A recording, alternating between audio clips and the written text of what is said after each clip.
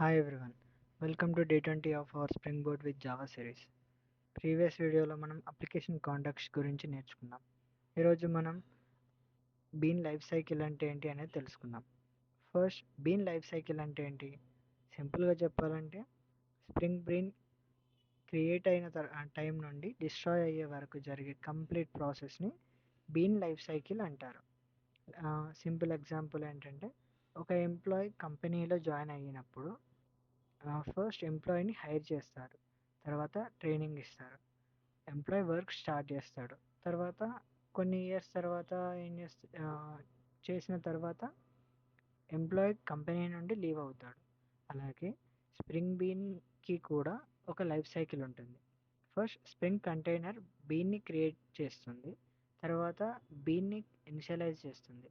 Initialisation అంటే bean use చేయడానికి ready చేయడం.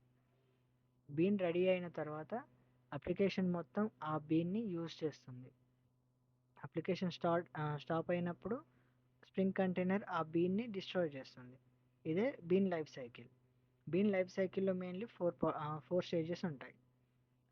Object creation, initialization, bean usage, bean destruction.